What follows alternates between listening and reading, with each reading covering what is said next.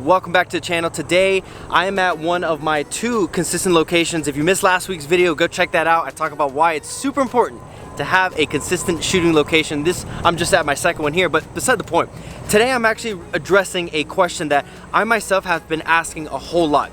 DJI has had a pretty successful year this year with releasing a ton of new drones. And so the more recent one that everybody's talking about is the Mini 4 Pro. It's a beast of a drone. Now, I have decided not to jump ship and go into that world. I'm gonna stick with the Air series, particularly the Air 3, which I recently got this year as well. They are very, very similar in a whole lot of ways. In fact, I'm seeing a lot of people in different videos and comment sections liken the Mini 4 Pro to if the Air 3 and the 3 Pro, the Mini 3 Pro had a baby, you'd end up with the Mini 4 Pro. They're not wrong. The Mini 4 Pro and the Air 3 are exactly the same thing with the obvious discrepancy of the size and the weight, except for one specific feature. Now, I'm gonna hit on that really quick, and that is the one feature that has made me want to stick with this. But actually, I want to touch on 5 specs, 5 different things that I actually love about this drone. Some of them are very similar, but one of them stands out in stark contrast and is the reason why I'm deciding to stick with this drone rather than jump ship and go with the Mini 4 Pro. The first reason is the range. So a lot of the newer drones that are coming out are giving you this feature with the antennas. The Air 3 as well as the Mini 4 Pro, they're advertising this drone as being able to go up to 20 kilometers, so that's 12 miles. That's insane. I don't know what kind of conditions you need to be in order to fly that kind of distance. I myself have only personally flown 8,000 feet, so that's roughly about over 1.5 miles. Now, I don't know of many people that are flying that are gonna need to go up to 12 miles. I didn't need to go up to 8,000 feet, but I just wanted to push myself, and I probably could have gone a lot further had it not been for the battery. I decided to take off on 64%, but the distance is insane. The second reason I absolutely love this drone is the speed. Now, I don't really fly on the sport mode a whole lot. I use the normal and cinematic mode, and that'll keep you in the range of 8, 12, 24 miles per hour. Now, the reason I love the sports mode, it will take you up to 48 miles an hour. I've tested it, and I'll use it on occasion for certain cinematic shots. I shoot in a lot of mountainous areas. There's a lot of vast plains. There's a really neat effect you can achieve if you fly pretty close to those areas and you can get that field of motion, that really fast motion while you've got the landscape in view, or you're just coming up to a mountain. It just adds a really nice contrast with the speed and you coming up to the mountain or the subject of your choice. The next feature that I thought was just absolutely cool, these batteries. So they last, they advertise it as lasting 45 minutes.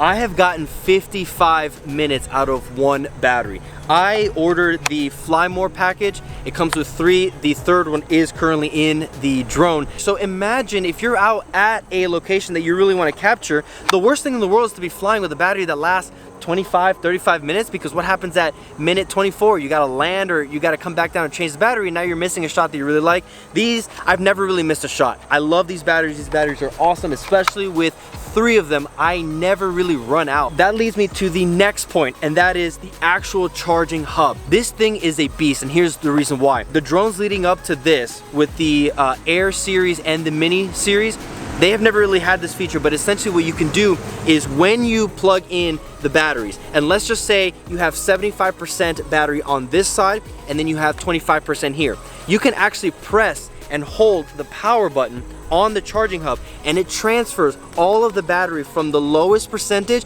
over to the highest. So theoretically, if this is a 75, this is a 25, I enable this feature, it'll actually make this one 100% by moving all the power over to this side. The reason that is so crazy is just because you may need a lot of juice in one battery in order to maximize your flight time. You don't want to be coming down and switching batteries for another one that has 20%. You'd rather have one that's at its most capacity. If when you have all 3 batteries in here, what it does, it just transfers them over. So once it fills up this one, it's going to fill up this one as much as you can, leaving this one as relatively empty by maximizing these 2. So that is a pretty intense feature that I had not seen before and not expected, but on a lineup like this that is a little more affordable for people, that is a pretty sick add-on. And now for the 5th and most important reason I have stuck to this series rather than the Mini 4 Pro is this. All those other features the Mini 4 Pro has, every single one of them, including the omnidirectional sensory